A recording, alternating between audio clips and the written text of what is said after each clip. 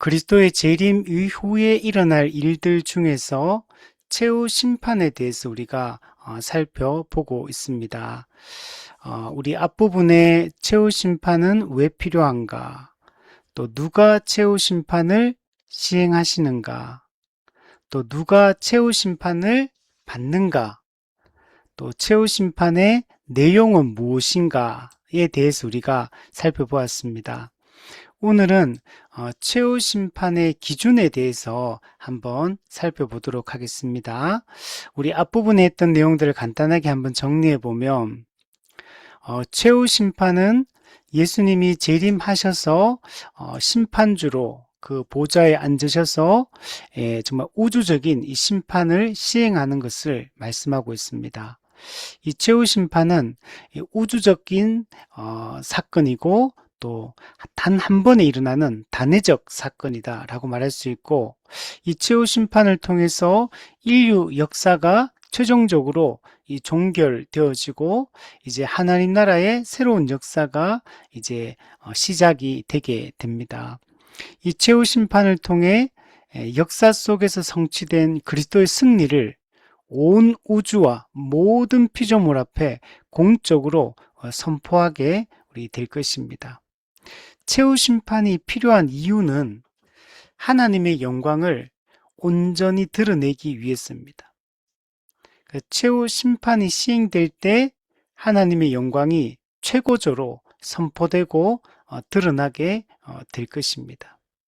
그리고 최후 심판을 통해서 각 사람이 장차 어떤 영원한 운명에 처하게 될지가 이제 공표되게 될 것입니다. 누가 천국에서 영원한 생명을 누릴지, 누가 지옥에 들어가서 영원한 형벌을 받게 될지가 공개적으로 공표되는 날이 이 최후 심판의 날이다 라고 말할 수 있습니다. 최후 심판은 누가 시행하시는가? 성경은 하나님 아버지와 예수 그리스도께서 이 최후 심판을 시행하신다라고 말씀하고 있습니다.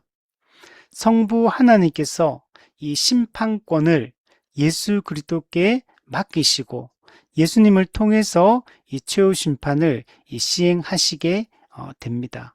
그렇기 때문에 하나님의 심판이 곧 예수님의 심판이요, 예수님의 심판이 곧 하나님의 심판이다 라고 말씀했습니다. 이 심판권이 예수님에게 위임된 것은 하나님께서 예수 그리스도를 중보자로 세우셨기 때문입니다. 그리스도의 이 중보자직에 근거해서 이 심판권이 위임이 되었습니다. 우리 요한복음 5장 27절에 보면 인자됨으로 말미암아 심판하는 권한을 주셨느니라. 중보자 예수 그리스도는 구원의 시행자이실 뿐만 아니라 심판의 시행자도 되신다라고 말씀하고 있습니다. 구속의 완성은 곧 심판의 완성을 통해서 이루어지게 되는 것입니다. 자, 최후 심판의 대상은 누구냐? 모든 인간과 타락한 천사들입니다. 신자든 불신자든 모든 인간은 예수님이 재림하시고 그리스도의 심판대 앞에 서서 이 최후 심판을 받게 될 것입니다. 우리는 그리스도 앞에 다 모여서 목자가 양을 구분하는 것 같이, 양과 염소를 구분하는 것 같이 우리 모든 민족을 그 앞에 모으고 오른쪽 왼쪽으로 구분하게 될 것입니다. 또한 이 타락한 천사들도 심판을 받게 됩니다. 그 타락한 천사들도 마귀와 그 사자들을 위하여 예비된 영원한 그 지옥불에 들어가서 영원히 형벌받게 될 것이고, 또 믿지 않는 모든 불신자들도 이 타락한 천사와 함께 영원한 그 꺼지지 않는 불에서 형벌을 받게 됩니다. 이 최후 심판에서 천사의 심판이 포함되어 있는 것은 이 최후 심판이 인류 역사의 종결일 뿐만 아니라 우주 전체에 대한 하나님의 통치권이 최종적으로 확립되는 사건이고, 타락이 단순한 인간의 반역의 문제만이 아니라 이 우주적 반역이기 때문에 그래서 우주적 범위를 따라 이 심판도 시행된다라는 것을 볼 수가 있습니다. 그리고 놀라운 것은 교회는 그리스도의 통치에 참여할 뿐만 아니라 세상을 심판하는 이 그리스도의 심판에도 교회가 함께 참여하게 될 것이다 라고 말씀하고 있습니다. 고린도전서 6장에 보면 교회는 세상을 심판할 뿐만 아니라 천사도 심판한다 라고 이렇게 이야기를 하고 있습니다. 네, 그러니까 교회가 가진 이 위치가 얼마나 놀라운 것인가를 우리에게 잘 보여주고 있습니다. 자, 그리고 최후 심판의 내용은 무엇이냐? 예수님은 무엇을 심판하시느냐라고 했을 때 이 세 가지를 심판한다 그랬습니다. 우리 인간의 이 행동, 그리고 우리의 말, 그리고 우리의 생각, 이 세 가지 전부 다를 전인격적으로 모든 측면을 우리를 심판하실 것이다 라고 말씀을 하고 있습니다. 이 세상의 법정은 사람의 행동을 이 심판의 대상으로 삼지만 성경은 그냥 행동만이 아니라 말과 그 생각까지도 그 의도까지도 다 심판의 대상으로 삼고 그것의 기준에서 우리를 심판하신다라고 말씀하고 있습니다. 그 성경에 각 사람이 행한 대로 각 사람의 행위대로 심판하신다라고 말할 때 이 행동, 말, 생각 이 모든 것이 기록되고 그 기록된 그 내용에 따라서 우리는 심판을 받게 될 것이다 라고 말씀을 했습니다. 오늘은 최후 심판의 기준은 무엇인가에 대해서 우리 함께 이야기를 나눠보겠습니다. 최후 심판의 기준은 하나님의 계시된 말씀입니다. 계시된 말씀에 근거해서 영생과 영벌의 심판을 받게 됩니다. 믿는 자는 영생의 심판을 받고 믿지 않는 자는 영벌의 심판을 받게 됩니다. 요한계시록 20장 11절에 보면 이 최후 심판은 그리스도께서 행하시는데 거기 보면 그리스도가 크고 흰 보좌에 앉으셔서 심판을 시행하신다라고 말씀을 하고 있습니다. 그래서 크고 흰 보좌, 예수님에게 심판권이 위임되었고 그리스도가 이 보좌에 앉으셔서 심판을 시행하신다라고 말씀합니다. 그래서 흰 보좌, 그래서 옛날부터 이 백보자 심판 이런 말들을 많이 썼습니다. 근데 최후 심판대 앞에는 두 종류의 책이 놓여 있습니다. 생명책과 행위책이 펼쳐져 있습니다. 요한계시록 20장 12절에 보면 죽은 자들이 큰 자나 작은 자나 그 보좌 앞에 서 있는데 모든 사람이 그 하나님의 보좌, 그리스도의 보좌 앞에 서 있는데 그 앞에는 책들이 펴 있고, 책들, 복수로 되어 있는 책들이 펴 있고 또 다른 책이 펴졌으니 곧 생명책이라. 그래서 책들, 이거는 복수로 되어 있고 생명책, 이거는 이제 단수로 되어 있습니다.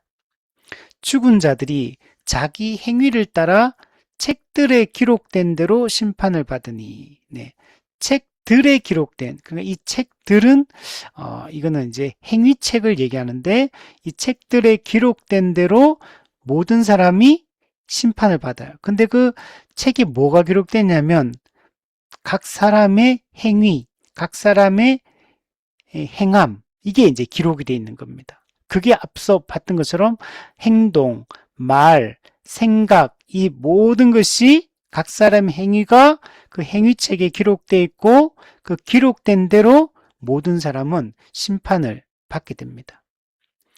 그래서 생명책에는 이 하나님께서 구원하실 그 자기 백성의 이름이 기록되어 있습니다. 그래서 구원받을 자들의 이름이 기록되어 있고 행위책은 신자와 불신자 모두의 그 생각과 말과 행동이 다 기록되어 있고 그 두 책에 의해서 하나님의 심판이 실제적으로 이제 시행이 된다라고 말할 수가 있습니다.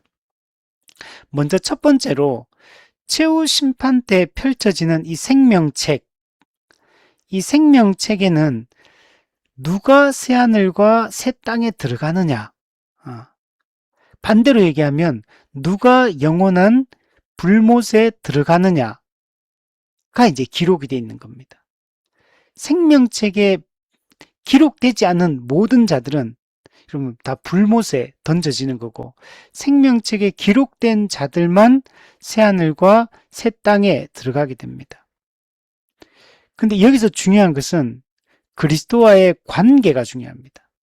그리스도와 이 올바른 관계 속에 있는 사람은 새하늘과 새 땅에 들어가게 되고, 그리스도와 관계가 없는 사람은 불못에 여러분 들어가게 됩니다. 생명책에 이름이 기록되어 있으면 영원한 구원을 받아 영원한 생명을 누리게 되고, 생명책에 이름이 없으면 영원한 정죄를 받아 불못에 들어가게 됩니다. 요한계시록 21장 27절에 보면 무엇이든지 속된 것이나 가증한 일 또는 거짓말하는 자는 결코 그리로 들어가지 못하되 오직 어린 양의 생명책에 기록된 자들만 들어가리라. 네. 생명책에 기록된 자들만 영원한 천국에 들어가고, 속된 것, 가증한 일, 거짓말하는 자, 이 사람들은 참된 믿음이 없는 자들입니다. 참된 믿음이 없기 때문에 속되거나 가증하거나 거짓에 이게 속아서 이게 사는 자가 되는 것입니다. 또 계시록 20장 15절에 보면 누구든지 생명책에 기록되지 못한 자는 불못에 던져지리라, 이렇게 말씀을 하고 있습니다. 네, 그래서 생명책에 이름이 있느냐 없느냐가 매우 중요합니다. 그리고 그 생명책에 이름이 있는 사람은 사실은 창세전에 하나님의 영원한 작정이 있었고, 또 하나님의 선택과 예정이 있는 자들, 영생을 주시기로 작정된 자들이 생명책에 이름이 있고, 그들은 하나님의 은혜로 예수님을 믿음으로 그리스도와 연합해서 그리스도 안에 거하는 자가 되었고, 그래서 그리스도 안에 거하는 자들은 새로운 존재가 되었기 때문에 그 존재에 걸맞는 새로운 삶, 거룩한 삶을 살아가기 때문에 그 행위로 자신의 믿음의 참됨을 증명하며 살아가는 자들입니다. 그래서 그들은 이 구원을 받는다라고 말할 수가 있습니다.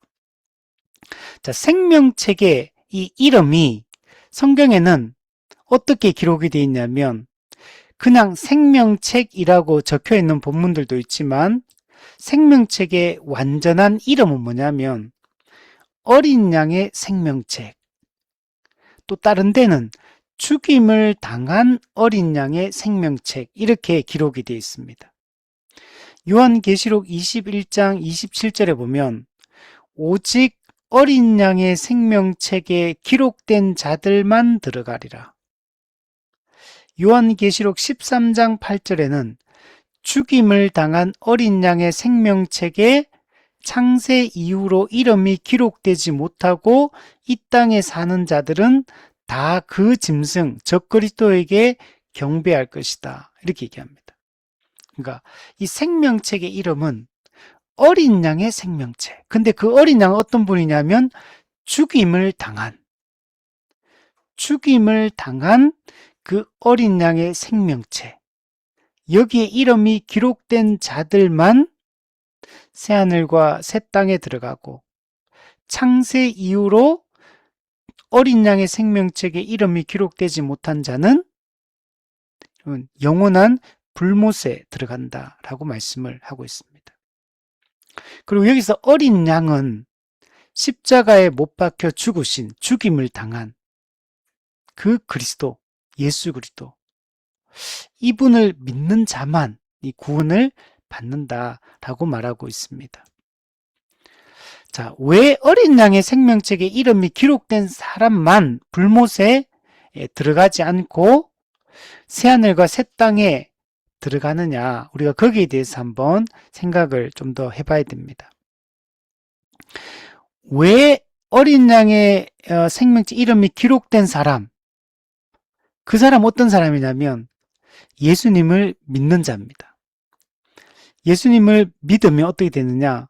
어린 양 예수께서 죄인인 우리를 대신해서 이미 화목제물로 하나님의 진노를 받으시고 이미 그 심판을 받으셨기 때문에 불못의 형벌을 이미 받으셨기 때문에 그 어린 양 예수를 믿는 우리 신자는 그리스도 안에서 이미 형벌의 문제가 다 해결이 된 상태입니다. 그리스도께서 십자가에 못 박혀 죽으심으로 죄값을 지불하시고 죄 사함을 이루셨기 때문에 그리스도를 믿는 자는 그리스도가 성취하신 그 의를 우리의 것으로 받아들였기 때문에 우리는 이 심판을 받지 않고 영원한 형벌에 들어가지 않고 새하늘과 새 땅에 들어갈 수 있게 된 겁니다. 근데 이것은 창세전에 하나님의 영원한 작정, 이걸 영원한 결정, 이거에 의해서 우리에게 이 은혜가 주어졌기 때문에 우리가 이 예수를 믿게 된 것입니다. 그래서 이 예수를 믿음으로 우리는 어린 양 예수님과 연합했기 때문에 연합함으로 이중 전가가 일어난다 했죠. 죄의 전가, 의의 전가. 우리의 모든 죄는 그리스도께 전가되고 그리스도가 십자가 죽음을 통해서 성취하신 그 의는 그분이 획득하신 그 의는 우리에게 전가되어서 의의 전가가 일어나서 우리도 이제 구원을 여러분 받게 된 것입니다. 그래서 이 위대한 교환을 통해서 예수 믿는 신자들은 새하늘과 새 땅에 여러분 들어갈 수 있게 된 것입니다. 그러므로 새하늘과 새 땅에 들어가느냐 아니면 불못에 들어가느냐, 즉 영원한 운명이 결정되는 것은 뭐에 달려 있냐면 그리스도와 연합했느냐 하지 않는 여기 달려 있는 것. 그리스도와 올바른 관계를 맺고 있느냐 맺고 있지 않느냐에 따라서 우리의 구원이 영원한 운명이 여러분 결정이 여러분 되는 것입니다.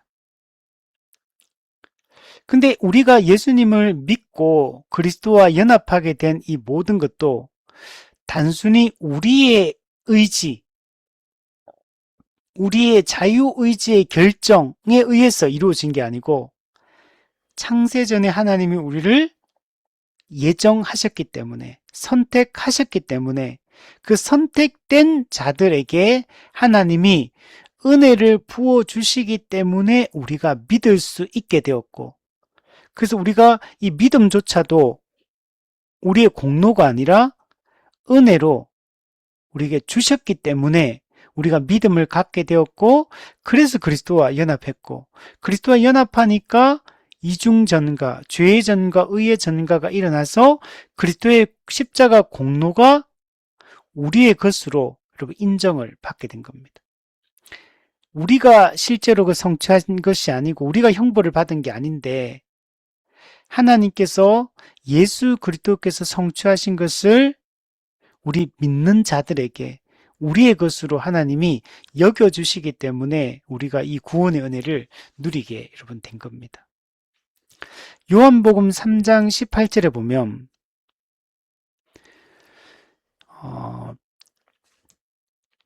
잠깐만요. 그 전에 사도 요한과 사도 바울이 이 그리스도와 우리가 올바른 관계에 있다라는 것들을 설명하는 똑같은 내용인데 설명하는 방식이 조금 달라요. 그래서 그 두 개를 한번 비교해 보면 사도 요한은 우리가 어떻게 그리스도와 올바른 관계에 들어갔느냐, 이걸 어떻게 설명하냐면 예수님을 믿느냐 믿지 않느냐, 이 믿음의 관점으로 이걸 설명을 합니다. 반면에 사도 바울은 그리스도 안에 있느냐 그리스도 밖에 있느냐, 그리스도와의 연합의 관점을 설명해요. 예수님을 믿느냐 믿지 않느냐, 믿음의 관점. 그리스도 안에 있느냐 그리스도 밖에 있느냐, 그리스도와 연합의 관점. 이게 이제 사도 요한과 사도 바울이 설명하는 방식의 여러분 차이입니다. 그래서 사도 요한은 요한 서신에서 어떻게 이걸 설명하냐면 이렇게 설명합니다. 요한복음 3장 18절에 보면 그를 믿는 자는 심판을 받지 아니하는 것이요 믿지 아니하는 자는 하나님의 독생자의 이름을 믿지 아니함으로 벌써 심판을 받은 것이니라. 네, 믿는 자, 믿지 아니하는 자, 이렇게 구분하고 있죠. 요한복음 3장 36절에도 보면 아들을 믿는 자에게는 영생이 있고 아들에게 순종하지 아니하는 자는 영생을 보지 못하고 도리어 하나님의 진노가 그 위에 머물러 있느니라.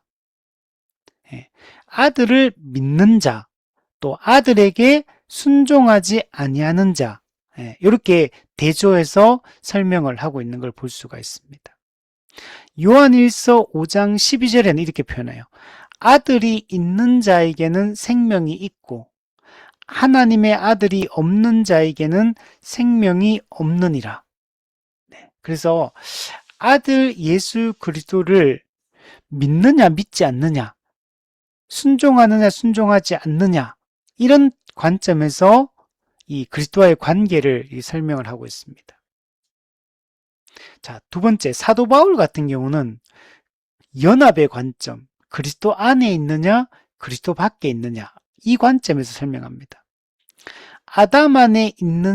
첫째 아담 안에 있는 사람들은 정죄를 받고 둘째 아담 안에 있는 자는 의롭다함을 받는다, 이렇게 설명을 합니다. 첫째 아담은 인류의 대표로서 실패했습니다. 의를 성취하지 못했습니다. 그래서 첫째 아담 안에 있는 사람은 정죄를 받게 됩니다. 그러나 첫째 아담의 이 모든 실패를 극복하기 위하여 둘째 아담, 즉 예수 그리스도가 이 땅에 오셨고 그분이 우리의 죄의 모든 문제들을 해결하셨기 때문에 그 그리스도를 믿고 그리스도 안에 있는 자는 의롭다함을 받게 된다, 이렇게 설명합니다. 대표적으로 로마서 8장 1절에 보면 그러므로 이제 그리스도 예수 안에 있는 자에게는 결코 정죄함이 없나니, 예수 안에 있는 자, 예수 안, 이 in Christ. 고린도전서 15장 22절에도 아담 안에서, 여기서 아담은 첫째 아담을 얘기해요. 첫째 아담 안에서 모든 사람이 죽은 것 같이 둘째 아담, 그리스도 안에서 모든 사람이 삶을 얻으리라. 원래 우리는 in 아담이었거든요. 근데 in Christ가 이렇게 된 거죠. 그래서 우리는 그리스도, 첫째 아담과 연합되어 있느냐, 둘째 아담과 연합되어 있느냐, 여기에 따라서 우리의 영원한 운명이 달라진다 라고 말하고 있습니다. 고린도 후서 5장 17절에 보면 그런즉 누구든지 그리스도 안에 있으면 새로운 피조물이라 이전 것은 지나갔으니 보라 새 것이 되었도다. 자, 이와 같이 사도 요한은 예수님을 믿느냐 믿지 않느냐, 이 관점, 믿음의 관점에서 새하늘과 새 땅에 들어가느냐 영원한 불못에 들어가느냐를 설명하고 있고, 사도 바울은 그리스도와 연합했느냐 연합하지 않느냐, 그리스도 안에 있느냐 없느냐, 이 관점을 가지고 새하늘과 새 땅에 들어가느냐 영원의 형벌에 들어가느냐, 이것을 설명을 하고 있는 겁니다. 자, 둘 다 그러나 핵심은 그거예요. 그리스도와 우리가 어떤 올바른 관계에 있느냐에 따라서 영원한 운명이 여러분 달라진다. 그죠? 유일한 중보자로 이 땅에 보내신 예수 그리스도와 어떤 관계를 맺고 있느냐에 따라서 모든 것이 결정된다라고 말할 수가 있는 겁니다. 새하늘과 새 땅에 들어가는 것은 인간의 공로나 인간의 행위에 달려 있지 않습니다.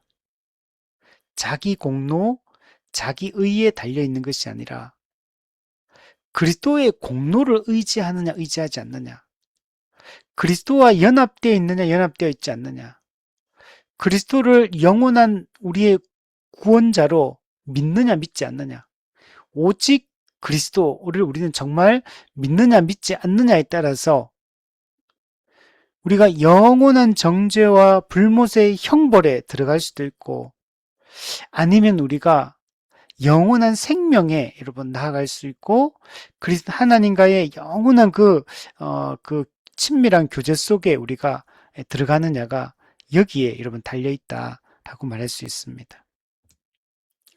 우리 인간의 자유의지의 선택이 아니라 하나님의 작정과 또 하나님의 주권적 선택에 따라서 우리는 그리스도를 믿게 되었고, 그리스도를 믿음으로 그리스도와 연합하게 되었고, 그리스도와 연합함으로 그리스도께서 성취하신 그 공로를 우리가 받아서, 그래서 우리는 우리의 영원한 생명에 우리는 들어갈 수 있게 여러분 된 겁니다. 자, 그래서 생명책에는 생명책 이름이 기록되어 있느냐 기록되지 않느냐에 따라서 이 모든 것이 영원한 운명이 달라진다라는 것들 우리가 살펴봤고, 자, 두 번째는 최후 심판 때 그리스도 심판대 앞에는 생명책만 펼쳐지는 게 아니라 행위책이 여러분 펼쳐지게 됩니다. 그래서 생명책과 행위책 두 권의 책이 펼쳐지고 그 두 권의 책에 의거해서 최후 심판이 이루어지게 여러분 되는 것입니다. 그리고 각 사람이 받는 상급 그리고 또 형벌의 정도는 각 사람의 행위에 따라 여러분 이루어진다라고 말하고 달라진다라고 이렇게 말하고 있습니다. 성경은 상급의 차이를 얘기하고 형벌의 차이를 이야기를 하고 있습니다. 상급의 차등성, 또 두 번째는 형벌의 차등성에 대해서 이야기를 하고 있습니다. 우리 이 부분에 대해서는 학자들마다 조금의 생각 차이는 있긴 있습니다. 그래서 상급이나 형벌이나 그냥 영원한 천국에 가느냐 영원한 지옥에 가느냐 그 자체가 이미 상과 벌의 차이다. 그러니까 아무런 차이가 없다. 그냥 천국 가는 사람은 다 같이 그냥 영원한 천국 가는 거고, 지옥 가는 사람은 영원한 지옥에 똑같은 그냥 형벌에 들어가는 거다. 이렇게 말하는 분도 있습니다. 그냥 단순하게 그냥 두 개만 이렇게 비교해서 하는 분도 있고, 그러나 성경의 많은 구절들을 보면 상급의 천국에 들어가는데 상급의 차이를 이야기를 하고 지옥에 들어가는데 형벌의 차이에 대해서 이야기를 하고 있는 것을 볼 수 있습니다. 우리 예전에 우리 사도신경 공부를 옛날에 했었는데 우리 사도신경 PTS 교재에 보면 이 부분이 등장합니다. 이 부분이 나와요. 그래서 상급의 차이, 형벌의 차이, 이 차등성 얘기하는데 지금 백금산 목사님의 이 만화 종말론 이 책에도 이게 동일하게 이 내용들이 등장합니다. 상급의 차이, 형벌의 차이. 예전에 동신교회 권성수 목사님, 그분이 원래 총신대 이제 그 교수님이었습니다. 그래서 이 권성수 목사님이 쓴 책 중에 천국의 상급이라는 책이 있어요. 그 책에서도 보면 이 차이점에 대한 이야기들을 하고 있는 것을 볼 수가 있습니다. 자, 그러면 먼저 상급의 차등성에 대해서 이야기하는 본문을 우리가 먼저 한번 살펴보도록 할게요. 우선은 이 성경에 보면 믿는 자에게 주어질 상이 있다, 상급이 있다라는 본문이 정말 많이 등장합니다. 그래서 제가 몇 군절만 한번 찾아서 한번 읽어드리면 먼저 마태복음 5장 11절 12절에 보면 나로 말미암아 너희를 욕하고 박해하고 거짓으로 너희를 거슬러 모든 악한 말을 할 때에는 너희에게 복이 있나니 기뻐하고 즐거워하라. 하늘에서 너희의 상이 큼이라. 상에 대한 얘기하죠. 마태복음 10장 42절에도 예수님께서 누구든지 제자의 이름으로 이 작은 자 중 하나에게 냉수 한 그릇이라도 주는 자는 내가 진실로 너희에게 이르노니 그 사람이 결단코 상을 잃지 아니하리라. 고린도전서 3장 8절 심는 이와 물 주는 이는 한 가지이나 각각 자기가 일한 대로 자기의 상을 받으리라. 이것도 차등성을 얘기를 하고 있죠. 예, 각각 일한 대로 자기의 상을 받을 것이다. 빌립보서 3장 14절 표대를 향하여 그리스도 예수 안에서 하나님이 위에서 부르신 부름의 상을 위하여 달려가노라. 예, 부름의 상이 있다. 히브리서 11장 6절 믿음이 없이는 하나님을 기쁘시게 하지 못하나니 하나님께 나아가는 자는 반드시 그가 계신 것과 또한 그가 자기를 찾는 자들에게 상 주시는 이심을 믿어야 할지니라. 계시록 22장 12절 우리 성경의 마지막 장이에요. 보라 내가 속히 오리니 내가 줄 상이 내게 있어 각 사람에게 그가 행한 대로 갚아주리라. 여러분 내가 줄 상이 있는데 각 사람이 행한 대로 갚아주겠다. 이렇게 말씀합니다. 자, 상급의 차등성을 가장 잘 보여주는 본문 어디냐면 고린도전서 3장 12절에서 15절입니다. 자, 이 본문이 가장 중요한 본문인데 누구든지 금이나 은이나 보석이나 나무나 풀이나 지푸로 이 터 위에 세우면 각 사람의 공적이 나타날 터인데 옛날에는 공력이 나타나겠죠. 공적이 나타날 터인데 그날이 공적을 그날은 최후 심판의 날을 얘기해요. 공적을 밝히리니 이는 불로 나타내고 불 태워보면 안다는 거. 불을 태웠을 때 이게 타지 않는 것은 남는 거고 타버리면 그거는 공적이 없는 거죠. 그 불이 각 사람의 공적이 어떠한 것을 시험할 것입니다. 만일 누구든지 그 위에 세운 공적이 그대로 있으면 상을 받고 누구든지 그 공적이 불타면 해를 받으리니 그러나 자신은 구원을 받되 불 가운데서 받은 것 같으리라. 자, 그러니까 고린도전서 3장 12에 15절은 이거는 불신자에 대한 얘기가 아니에요. 이거는 맨 끝에 보면 자신은 구원을 받되 불 가운데서 받은 것 같으니라. 그죠? 옛날에 이런 구원을 옛날에 한국교회에서 부끄러운 구원이다 이런 말을 옛날에 썼죠. 그게 이 본문의 이 내용에 근거한 거예요. 구원을 못 받는 건 아니에요. 신자니까 구원은 받는데 공적이 별로 없는 사람이 있고 불타서 없어지는 사람이 있고 공적이 많은 사람이 있다는 거. 그래서 구원은 받지만 불 가운데서 받은 것 같은 구원을 받는 사람도 있고 그렇지 않은 사람도 있다는 얘기야. 즉 구원을 받지만 상급의 차이가 있다는 걸 지금 여기서 얘기를 하고 있어.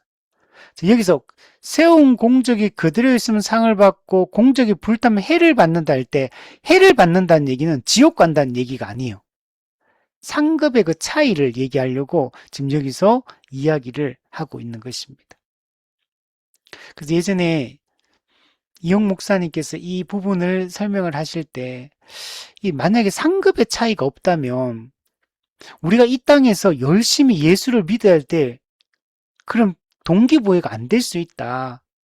그래서 우리가 이 상급이 있는 걸 너무 부정적으로 생각하지 말고 이 상급의 차이가 있다는 이게 우리가 어떤 선한 어떤 이런 우리의 열심을 내게 하는 그런 이게 내용이 될 수 있다. 이제 이런 얘기를 하셨거든요.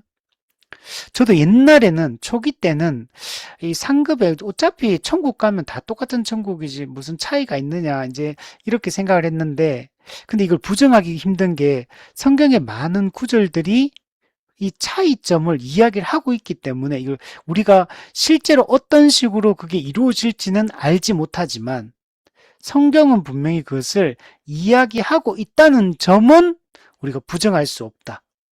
그래서 우리가 이게 좀 상급 많이 받으려고 열심을 내면 좀 불순한 거 아니냐, 좀 순수하지 못하지 않느냐라고 이렇게 생각할 수도 있는데, 우리 그렇게 생각하지 말고, 주님을 뜨겁게 사랑하고, 주를 위해서 우리가 살아가는 자로서, 우리가 더 열심히 우리가 살아가고, 주 앞에서 믿음으로 살아가는데, 이게, 정말 동기부여가 되고, 또 하는 것들이 좋은 것 같아요. 그래서, 이용 목사님 말씀처럼, 우리가 정말 더 주 앞에서, 충성스럽고, 헌신하는 이런 삶을 우리가 살아가는데, 또 이 말씀이 우리에게 유익하다면, 이 말씀 우리가 이렇게 해석하는 것이 이게 나쁘지 않다. 이제, 우리 그렇게 생각할 수 있을 것 같습니다. 자, 형벌의 차등성에 대해서도 성경은 이야기를 여러분 하고 있습니다. 자, 먼저 제일 중요한 본문이 누가복음 12장 47절에서 48절 말씀이에요. 주인의 뜻을 알고도 준비하지 아니하고 그 뜻대로 행하지 아니한 종은 많이 맞을 것이요. 알지 못하고 맞을 일을 행한 종은 적게 맞으리라. 무릇 많이 받은 자에게는 많이 요구할 것이요. 많이 맡은 자에게는 많이 달라 할 것이니라. 자, 주인의 뜻을 알고도 준비하지 않고 그 뜻대로 행하지 아니한 종은 주인에게 많이 맞을 거예요. 알면서도 안 했으니까 더 많이 맞는다는 거예요. 또 알지 못하고 맞을 일을 행한 종은 적게 맞으리라. 그러니까 이 심판의 차등성, 형벌의 차등성을 분명히 얘기하고 있는 거예요. 무릇 많이 받은 자에게는 많이 요구할 것이요. 많이 맡은 자에게는 많이 달라 할 것이다. 자, 이걸 현대어 성경 어떻게 번역했냐면 자기 책임을 알면서도 그것을 행하지 않는 자에게는 무서운 벌이 내려질 것이다. 그러나 누구든지 자기가 하고 있는 일이 나쁜 줄을 모르고 한 사람은 그 벌이 가벼울 것이다. 많이 받은 사람에게는 많은 것을 요구한다. 그것은 그들의 책임이 더 크기 때문이다. 이렇게 말했어요. 자, 이거는 이제 믿지 않는 지옥에 갈 사람들에 대한 얘기를 하는 거예요. 근데 여기서도 주인의 뜻을 아느냐 모르느냐에 따라서 차이를 얘기를 하고 있는 거예요. 둘 다 벌을 받는다는 측면에서는 똑같아. 근데 알고 행하지 않은 자는 더 큰 벌을 받는다고 말하고 있고, 자기가 하고 있는 일이 무엇인지 모르고 하는 사람은 그 벌이 가벼울 것이다. 이렇게 얘기를 하고 있다는 거예요.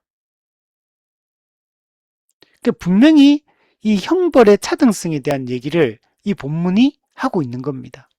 물론 우리는 믿지 않는 불신자가 지옥에 가서 이 형벌을 받게, 성경에는 영원히 꺼지지 않는 불못이라고 번역되어 있는데, 근데 그게 어떤 식으로 지옥이 펼쳐질지는 몰라요. 분명한 거는 영혼도 최고의 고통을 받고 육체도 최고의 고통을 받아요.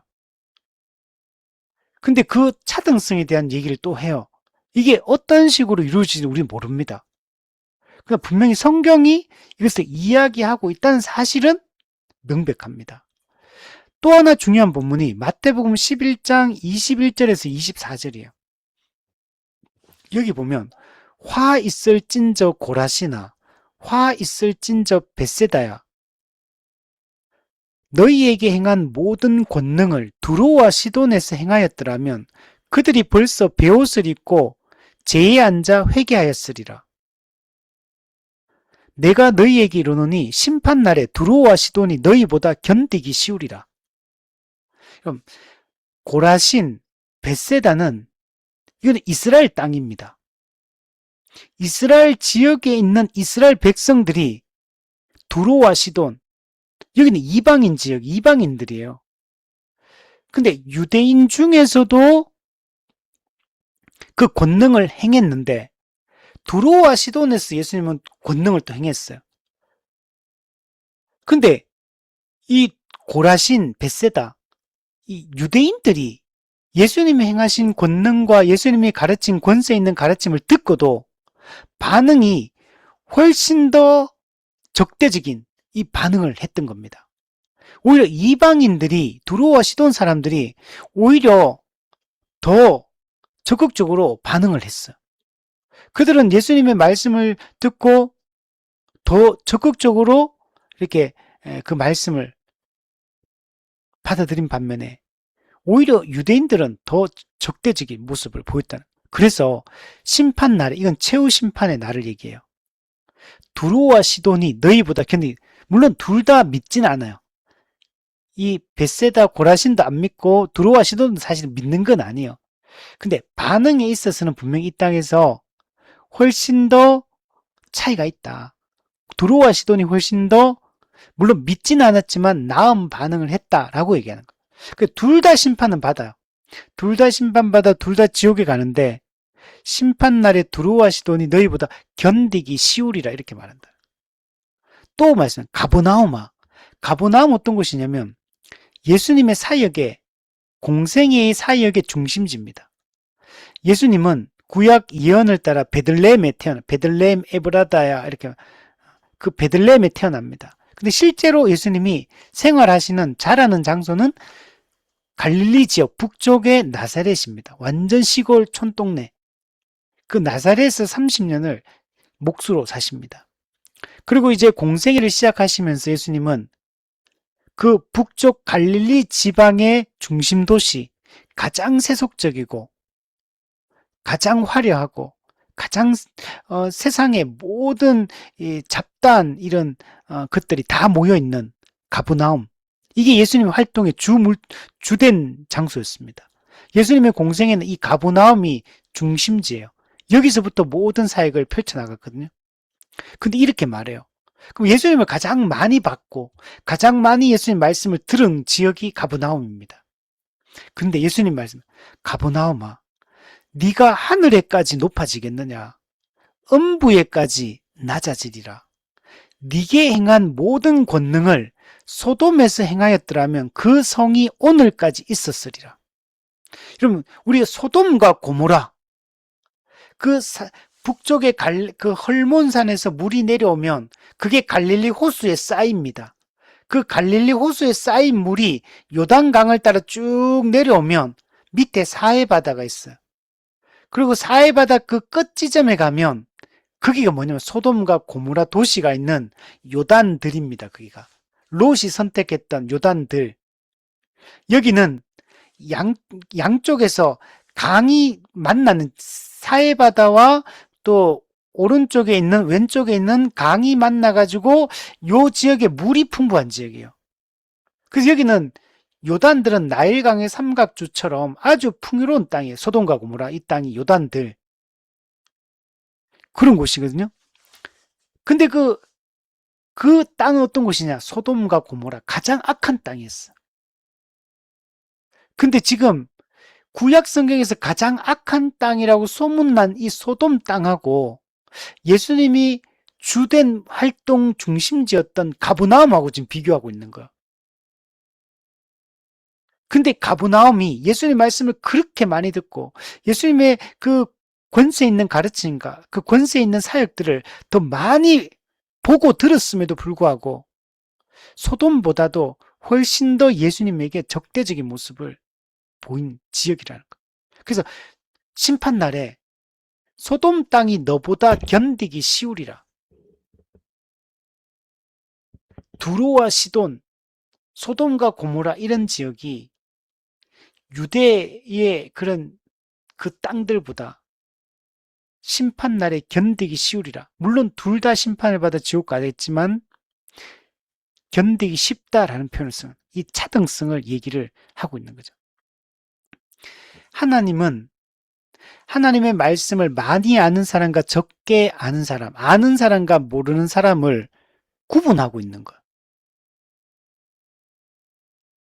그래서 말씀을 더 많이 가르치고 더 많이 아는 자에게 더 많은 책임을 묻겠다라고 하나님께서 말씀을 하고 있는 겁니다. 예수님은 똑같이 회개하지 않았던 고라신과 벳세다 이 도시와 두로와 시돈 도시 중에서 오히려 이 두로와 시돈이 더 견디기 쉽고 고라신과 벳세다가 더 큰 심판을 둘 다 심판을 받아 지옥 가겠지만 더 큰 심판을 받는다는 거예요. 소돔과 고모라보다 가보나움이 더 큰 심판을 받는 예수님의 말씀을 더 많이 들었고 기적을 더 많이 보았고 권세 있는 능력들을 더 많이 보았음에도 안 믿고 똑바로 신앙생활을 하지 않았기 때문에 더 큰 심판이 있다라고 말씀을 하고 있는 겁니다. 그러니까 우리가 성경을 전혀 모르는 사람, 복음을 듣지 못한 사람, 이런 사람들도 있잖아요. 그러나 이런 사람들도 심판을 받습니다.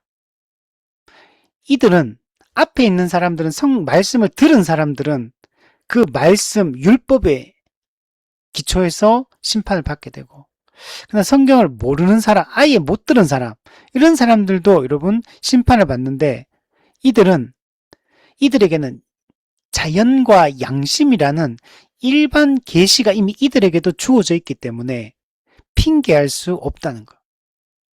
이 자연 계시 그리고 인간에게 주신 양심 이 두 가지는 하나님을 드러내고 있고 하나님 어떤 분인가를 드러내고 있는데 이런 일반 계시를 받았음에도 불구하고 하나님 예배하지 않았기 때문에 나는 모른다 나는 몰랐다 이게 핑계할 수 없다 변명할 수 없다.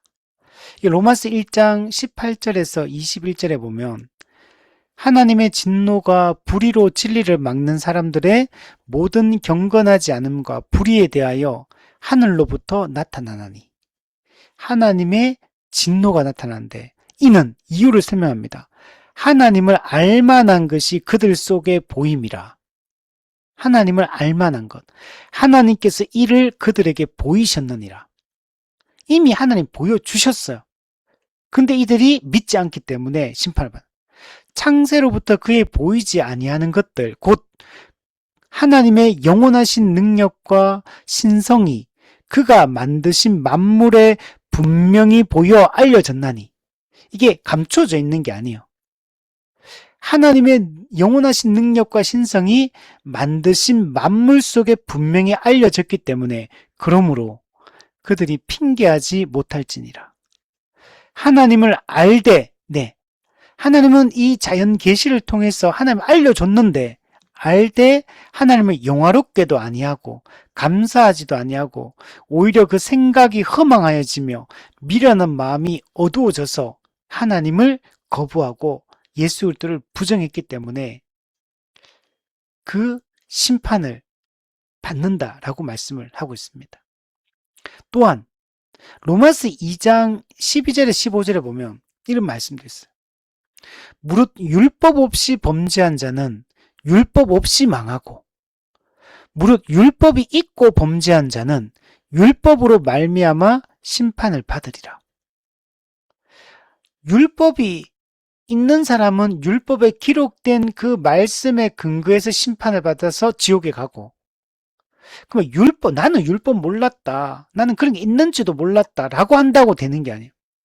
율법을 없는 자도 율법 없이도 여러분 망한다는 거예요. 왜 그러냐면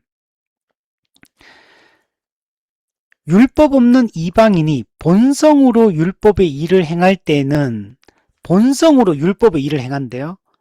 이 사람은 율법이 없어도 자기가 자기에게 율법이 되나니 이런 이들은 그 양심이 증거가 돼요. 그 생각들이 서로 혹은 고발하며 혹은 변명하여 그 마음에 새긴 율법의 행위를 나타내느니라. 율법이 있는 사람은 주어진 그 성문법, 율법에 근거해서 심판을 받으면 돼요. 그 지옥 가면 돼.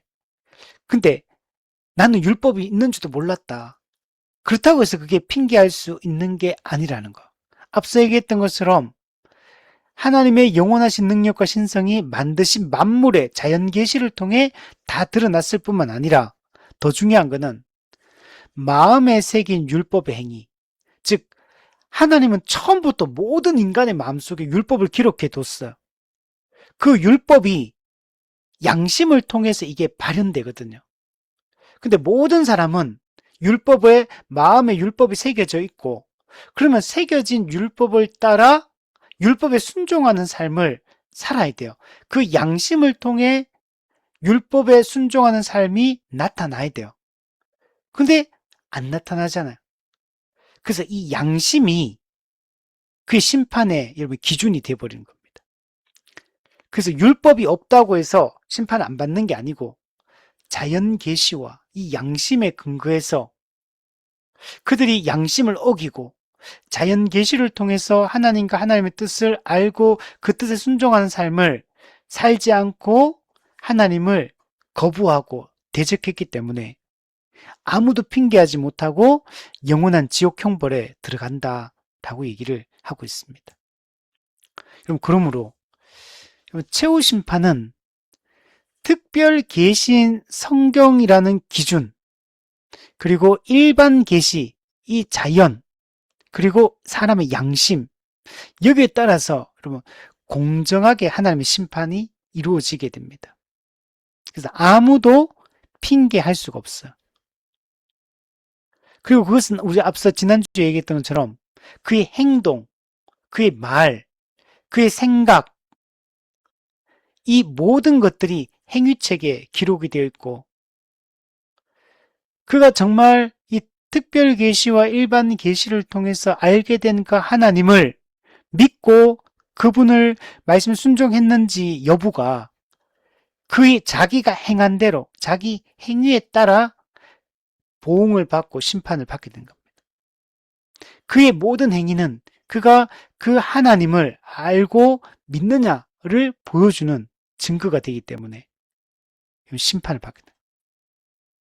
그래서 상급을 받는 것도 형벌을 받는 것도 전부 다 행위에 따른 이 행위 심판의 원리, 이 원리를 그대로 지금 여러분 보여주고 있는 것입니다. 정리해 보면 오늘 최후 심판의 기준은 무엇인가에 대해서 이야기를 했습니다. 최후 심판의 이 기준은 하나님의 특별 계시인 하나님의 말씀, 그리고 또 믿지 않는 자들이라 하더라도 그들도 자연과 양심, 이것에 기초해서 이것에 근거해서 우리가 정말 우리가 하나님을 믿는 자인지 그리스도를 믿는 자인지 아닌지가 그리스도와 연합되어 있는 자인지 아닌지가 다 드러나게 됩니다. 우리가 정말 특별 계시를 통해서 또 자연과 양심을 통해서 우리가 그분을 알고 그분을 믿고 있다면 그게 우리의 행위로 우리의 행동과 말과 생각으로 나타나야 증거가 나타나야 되고 그게 드러나지 않는다면 영원한 형벌을 받게 되는 것이다. 이것을 잘 기억하고 그러므로 우리는 이제 살아가는 동안에 우리 행동, 말, 이 생각에 있어서 정말 우리가 하나님을 알고 그리스도를 믿는 자로서의 그 증거들이, 그 열매들이 분명히 나타나는 이런 삶을 살아야 돼요. 참된 믿음의 증거로서의 행함, 행위가 분명히 나타나야 됩니다. 신자든 불신자든 모두 다 그리스도의 심판대 앞에 펼쳐져 있는 두 책, 생명책과 행위책에 따라서 영원한 심판을 받게 됩니다. 생명책에 이름이 기록된 자들은 창세전에 하나님의 작정과 주권적 선택에 의해서 그 이름이 기록되어 있어요. 그리고 그 생명책에 이름이 기록된 자들에게는 하나님께서 은혜를 베풀어서 성경을 깨닫게 하시고 성경에 기록되어 있는 그리스도에 대한 믿음을 갖게 하시는 거예요. 그래서 그리스도에 대한 믿음을 갖게 된 우리는 반드시 각 사람이 그 행한 대로, 행위대로, 즉 믿음의 증거로서의 그 행함을 통해서 우리가 택함 받은 하나님의 백성임을 분명히 증거하고 드러내게 될 것입니다. 그래서 우리는 우리의 모든 것들을 돌아보고 늘 우리의 믿음을 점검하고 우리가 참된 믿음을 가진 자로서의 그 증거들이 뚜렷하게 나타나요. 지속적이고 뚜렷하고 괄목할 만한 성장으로 나타나야 돼요. 우리가 이것을 통해서 우리의 믿음의 참됨을 분명하게 드러내므로 우리가 담대하게 그리스도 심판대 앞에 설 수 있는 그런 우리가 되었으면 좋겠고, 우리가 하나님의 백성됨을 확신하며 이 땅에서 우리 살아갔으면 우리 좋겠습니다.